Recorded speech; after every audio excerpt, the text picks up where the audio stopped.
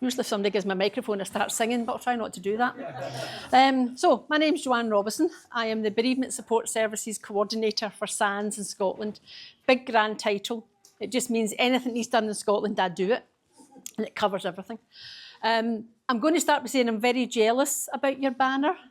I don't have a Scotland banner yet. I'm also... Sorry? Do you want Paige's number? We'll talk later. I'm also very jealous of the rainbow you managed to sort out for earlier. It's gone now, but there was a beautiful rainbow there earlier. And I really want to know how you did that. So, I'm here to talk a wee bit about SANDS. Any talk I do, I start with a few apologies. If you already know something about SANDS, and I'm preaching to the choir here, I'm sorry. But if anyone leaves here today knowing something about SANDS they didn't know, then I've done my job. I appreciate that baby loss is not an easy subject to talk about or listen about. So if anyone needs to get up and leave, I shan't be offended. Usually people start leaving when I sing, but if they leave when they talk, I don't mind that either. I'm also going to apologise for having a list. I never had a great memory, but since I got my bus pass, my memory is atrocious. So I don't want to forget anything, so I shall refer to my list. So for anyone who doesn't know, SANDS is a charity that provides support for any type of pregnancy or baby loss at any time in anyone's life. Now, that has changed. When we started in 1978, it was only stillbirth and neonatal death that we provided support for. But over the years, we have grown and grown, and now it is any type of pregnancy and baby loss, early miscarriage, late miscarriage, termination for medical reasons, stillbirth, neonatal death, ectopic pregnancy, molar pregnancy, anything at all. And at any time in anyone's life, a lot of people don't know that it doesn't matter if you're having to make a difficult decision and looking for support for that, or you've had a loss 40, 50, 60 years ago, we can still provide support. So if nothing else from the huge list I'm going to run through, the main things I want you to remember about SANDS is any type of loss at any time. So, as I say, we started in 1978. We cover the whole of the UK. I'm part of the bereavement support team. I'm the only Scottish person in the bereavement support team, but the team is all over the UK. So I've got colleagues in Northern Ireland, Wales, all over England, places in England I don't even know where they are, but then most of them don't know where I am either. We actually did with a few new members of staff, and we did a map of where we all live in the UK. And now if anyone asks me where I live in Airdrie, I just say halfway between Glasgow and Edinburgh, because it's better than trying to explain, to be honest with you. So what can we provide support? It's interesting that you were talking earlier about how important it is to find people and make connections, because so many people come to us being affected by baby loss and they don't know anyone else that has been. Now, for all they know, the next door neighbour has, somebody they work with has, the person that served them in the supermarket has, but it's still not talked about. So we're there to make connections. So peer support is a huge part of what we do, and we're very lucky to have lots of different types of peer support. Our helpline is open 5 days a week from 10 o'clock to 3 o'clock, and then 3 evenings, Tuesday, Wednesday, Thursday, from 6 o'clock to 9 o'clock. And people will phone our helpline just because they want someone to talk to. It's a safe space.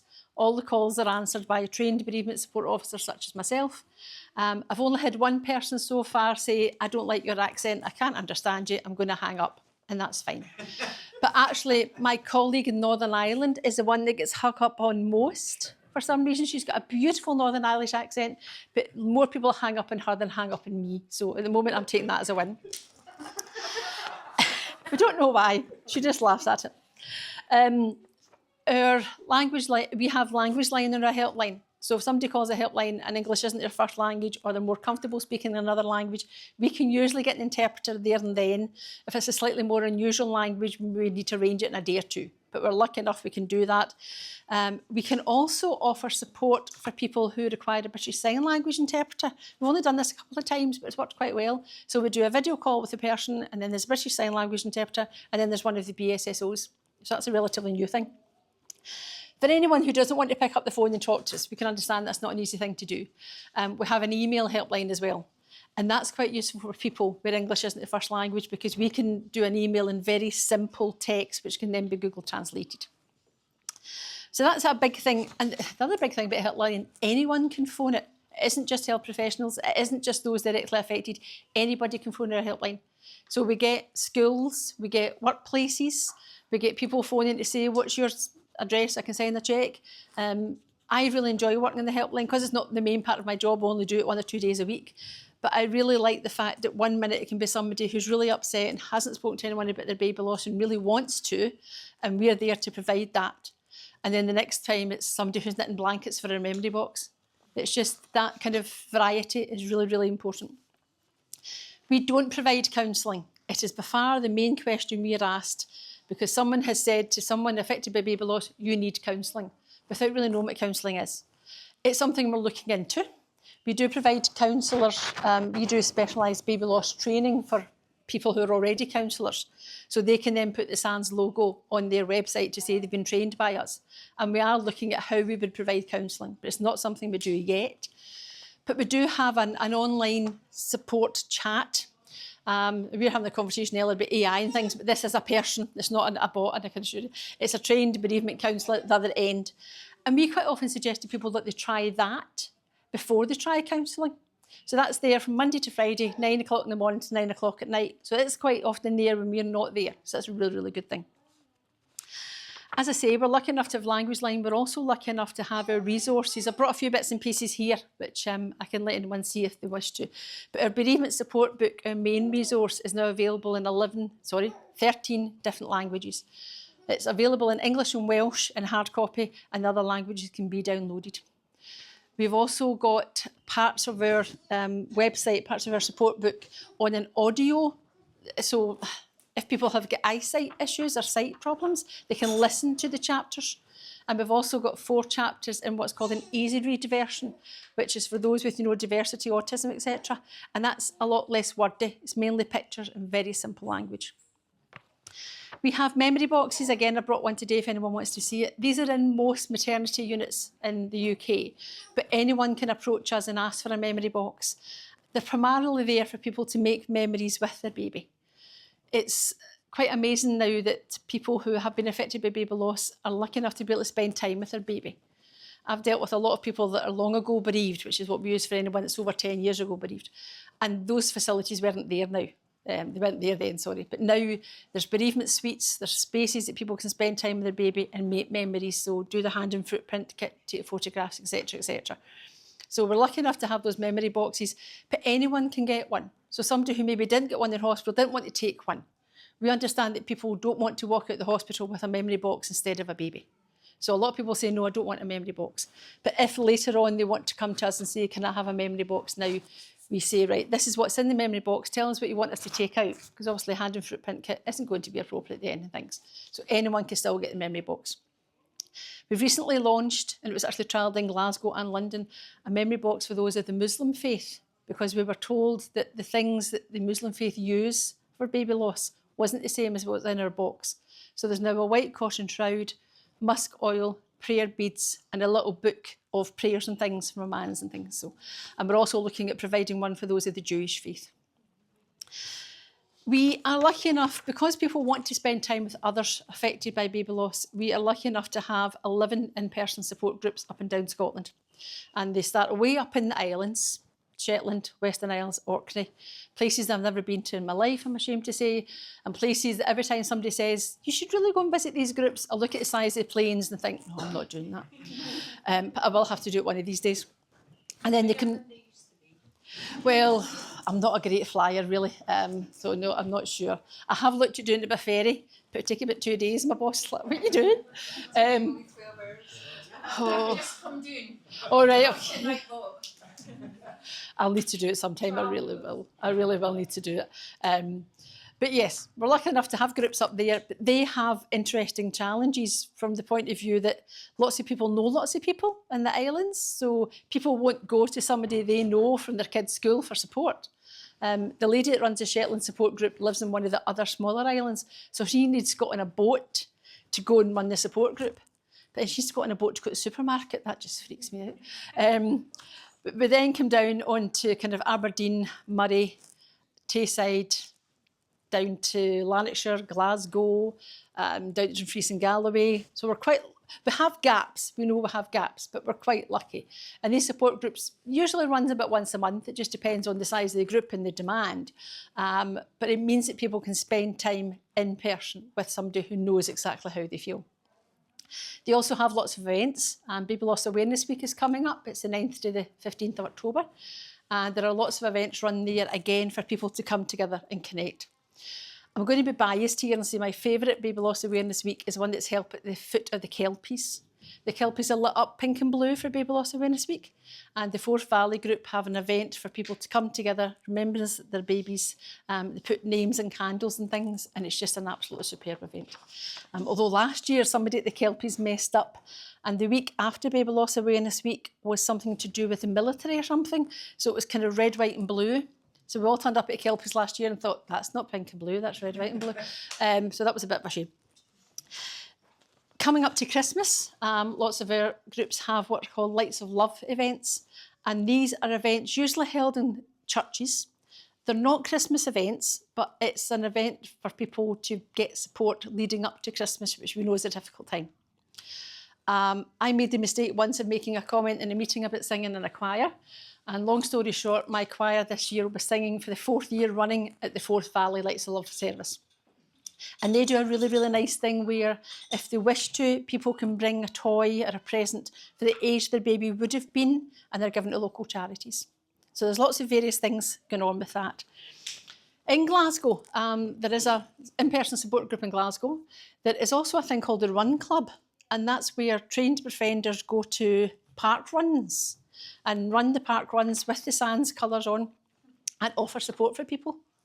If they come to Drumpellia Park, which is near me, I'll go and buy them a cup of coffee. I don't go and do the park run, but I'll go and buy them a cup of coffee. And there, at the moment, Glasgow's the only place that's got that. We're looking to kind of grow that a wee bit, but Glasgow, the place that's only got that. For people who either can't go to an in-person support group because there's not one near them, or they're not able to do it, they're not ready to do it, they've maybe got other children and that's not practical, which is one of the fantastic ideas of having a creche at the event. I'm so going to steal that because that's just a fantastic idea. We have online support groups. Now, I've been with SANDS 4 years this week. When I started, it was 1 or 2. We've now got 1, 2, 3, 4, 5, 6, 7, 8 support groups online a month. 2 are general support groups, so they're for anyone who's affected by any type of loss at all. 1 is just for men, and I'll come on to men grieving later, and I will make an apology to all the men in the room. We have 2 for those of the Black British community, 2 is for those of the South Asian community, and I've lost one. No, 2 for general, 1 for men, 2 for South Asian, 2 for Black British, and 1 purely for those who had to make the really difficult decision to terminate a pregnancy. Now, that came out of the fact that people who had to do that felt uncomfortable going into a support group with other kinds of losses. Often people come to us and say, I'm not deserving of guilt, I made that decision. And we go, no, that is not the case. So we trialled this GFMR group only.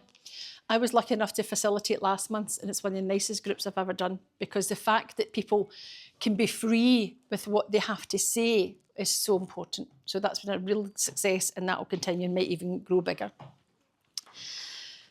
Another way in which people want to be able to communicate with others is Facebook and online communities. Social media is a great thing sometimes, it's not a great thing all the time. But it is great from the point of view of going on to a closed Facebook group. You can do it anonymously in our groups and sharing your story and saying, this is what happened to me. Has anyone else felt this? Now, although we're UK-based and only provide support for people in the UK, we do allow people from all over the world to join our online community and Facebook groups. So no matter what somebody puts on as a loss, as their story, there's going to be somebody else who can say, yes, that's what happened to me. And that's so important, it's unbelievable. We do monitor our social media very carefully. We don't allow petitions, we don't allow fundraising, that kind of thing. We did recently have an issue where somebody put on an AI bot. And one of the most amazing things about our Facebook group is that you can put a picture of your baby on there. Now, depending on the type of loss, the circumstances of the loss, people don't share their photographs of their babies. So being able to do that in the Facebook group is really, really important. But somebody put on an AI bot which allowed a photograph of a baby to be brought to life the baby to smile and wave at you. The whole of the bereavement team went, ugh, seriously. But that was so well received, we had to leave it up. We didn't have any choice because people got so much comfort from it. So we do monitor the Facebook groups very, very, very carefully. But it is a fantastic resource for people to make connections. I talk about men's grief. We know that men grieve differently from ladies. We know why they do it. We fully understand and admire that men want to support their wife or partner after a loss. Somebody has gone through this horrific mental and physical loss, and the men want to support their partners. But very often that means that men will put their grief on a shelf, like the penguin in Toy Story, and leave it there for a long time. On average, men will come to us for support 5 years after a woman will, because they'll leave the grief, they won't do anything with it, they'll go back to work, they'll just pretend it never happened because they maybe can't talk to their work colleagues the same as a woman can go back into an office or whatever. And I know that sounds really sexist, it's true. So we have targeted men's support. So we have a closed men's Facebook group, we have the closed online meeting, and we have something called SANDS United FC. Now, we're not saying that all men like football. From a husband or wife of a mother will support her. I'm not even going to talk about football. They're doing okay just now, give them a few weeks. But you don't have to like football to go to SANDS United. You can go there, you can stand on the sidelines, there are trained befrienders there, and there's a sense of community there for a loss for a man. At the moment, we have a shared SANDS United team, Lanarkshire and Glasgow. We are starting a new one in Dumbarton, one in Kirkcaldy and one in Forth Valley. As I said, I'm the only Scottish member of my team. In the last few months, listening to my English and Welsh colleagues try to pronounce Kirkcaldy has been hysterical, absolutely hysterical. We are trying as much as possible to grow our support. That's why we have the Black, British and South Asian community meetings. We also have bereavement support officers that cater only for the Black, British and South Asian communities. And they have events, they have focus groups, they have various things that they can do because we want everyone to be comfortable coming to us for support. A lot of people will come to us with stories of what they feel is medical negligence that's maybe perhaps caused their loss. And we can provide support for that. We have no medical training. A few people in our team are ex-midwives, but for the most part, none of us have any medical training. But we do have template letters. We do have resources we can give people who want to do investigations or complaints and take that further. We have free webinars. They were started as webinars only for health professionals, but because a big part of my job is speaking to other charities, speaking to police, speaking to anyone basically I'll do. I get it from my father. We have now got webinars for those that are dealing with those affected by baby loss, but perhaps for another reason. So at the moment I'm speaking to a lot of military organisations. I'm speaking to a lot of multi-faith organisations, and they're perhaps supporting people for another reason, but baby loss comes up. I recently spoke to every hospice in Scotland because we have found that some people who are long ago bereaved, because they didn't deal with it at the time, will perhaps deal with it when they are diagnosed with a life-limiting illness or when they lose a partner or something. And we want to tell everyone about our long ago bereaved support. So because I speak to so many different organisations, we started this webinar. It's 2 hours, run a couple of times a month, and it's for anyone dealing with baby loss in a community setting. And it's just a bit of guidance as to what you should say to somebody with baby loss and what you should not say. We've got a list of things that should never be said to anyone affected by baby loss. At least you know you can get pregnant. At least you know you can try again. At least you didn't get to know your baby. And things like that, that frankly we just like to throw people out the window when they say it. So the webinars are available. We are also contacted by people who want to know how to explain to other siblings about their baby loss. If you've got a child at 3, 4, 5, you've been expecting a baby and they've been involved in that baby, feeling the baby kicking and things, and then you have to explain to that child that the baby isn't coming home. So one of the girls in their team who had had a son and then she had a daughter that she lost and then had another son said, we need sibling support. So we've got resources available in 6 different languages, 2 different resources, a kind of memory making leaflet and a communication generating leaflet. And they are aids for families, for schools, for anyone who wants to use that to talk to older children. A lot of people want somewhere to remember their baby. Lots of people now, if they have a baby loss, will perhaps know where their baby's ashes are. They're in a shared space, they're in one of the council baby loss cemeteries, they maybe have been put into their own layer or whatever. But years ago, it was all dealt with, not talked about, taken away, nothing was said. And by far, the main thing that we suggest to people who contact us who are long ago bereaved is we can still give you a space to remember your baby. Now, SANDS themselves have many memorial gardens across the UK. Most council cemeteries will have a baby loss area. My parents have been dead for 30 odd years, and I didn't know till recently that just not far away from where my parents' grave is, there's a baby loss area in the cemetery in Airdrie. I didn't know that. So we have a list of where these spaces are. We also work with people who want to create a list. At the moment, I spoke to a cemetery, met an MP at a cemetery in Lynn Cemetery in Glasgow, where they had found that there was lots of baby loss babies interred, and there's no marker for them at all. So they want to have a bench or something. So we're involved talking to them for that. I've also spent lots of times in the Gorbals recently, because the Southern Necropolis in Glasgow was the only necropoli, I'm not sure what the plural singular is. It was the only one that didn't have a baby loss area of all the 4 necropolises in Glasgow. Southern Necropolis in Gorbals is the only one that didn't have one. So they're creating a remembrance rockery. So we've been involved in that, talking to them about what flowers should go in, what should be there for families to go and write a baby's name on and put it up. So that's been interesting. SANDS are also lucky enough to have a space at the National Arboretum in Stafford, which is a really nice place. Spending 6.5 hours in a car to get there is not fun. I've done it once, I'm doing it again next year. But they are lucky enough to have this permanent space there. So every June we have a garden day, and that's a remembrance opportunity for families to go.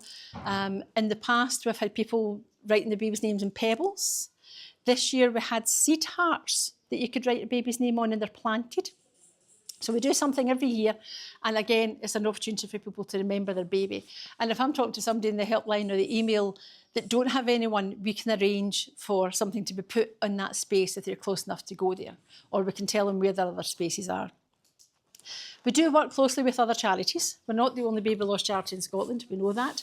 So we work closely with Simba. So if somebody lives near one of the tranquility trees that Simba's got, we will say, this is how you contact Simba and get your name on that tree. We've got a collaboration going on just now. So it's ourselves, Miscarriage Association, Simba, ARC, which is a charity that provides support purely for those affected by termination for medical reasons, and Baby Loss Retreat, a Glasgow organisation. And we're working together to try and not duplicate our support, but to make sure that somebody coming to one of us will know about the others. So that's been an interesting thing to do. We have recently started taking third-party referrals. So yesterday, for instance, I deal with all the third-party referrals for Scotland. So yesterday, a social worker from down the borders contacted us and said, look, I'm looking for support for this lady, what have you got, kind of thing. So they can fill out a third-party referral form, which other charities and things can do as well. And it means that we know most of the story of somebody, so we're not asking too many questions, but we know if an interpreter is needed, we know if there's a better time to phone them and another time, we know if they'd rather be phoned or emailed, that kind of thing. So that's a big rush through everything we do. I'm sorry if there's anything I've missed. We do also have a podcast. That's the one thing I always forget. We did this a couple of years ago for Baby Loss Awareness Week, and we did 13 episodes, and they're kind of, one's just for men, one's just for siblings, one's about going back to work after a baby loss, one's about anger, in which I found out that my line manager has a chest of drawers that no longer exists because she was so angry after her loss, she took a hammer to this chest of drawers. It was a strange thing to find out about your boss, but never mind. But the podcast is really, really good. And although it's now a couple of years old, it's still very relevant. So that's available on our website as well. We are trying as much as we can to provide support for anyone who needs any type of help after a baby loss. No matter what we do, there's always something that we haven't thought about. We think, right, we need to add that or whatever. We do refer people to SOFT, because people will come to us and say, this is my story, this is my loss. And we will say, right, do you know about ARC? Do you know about SOFT? We're not precious about our support. Obviously, we think our support's wonderful and we work very hard to make it really good. But we will always tell people about other options as well. It's not a case of come to SANDS and you can't do anything else. So that's a whistle-stop tour of what we do. I'll be around to lunchtime. If anyone wants to have a look at Memory Box, wants one of the leaflets, whatever, I'll be here. Liz has got my email address if there's anything you want to get in contact with me afterwards. Has anyone got any questions just now? I've stunned you all into silence. I have that effect, it just doesn't work with my husband, unfortunately. Right, if there's nothing else just now, I'm over there, and if anyone's got any questions, you can come and find me. Okie dokie. Thank you.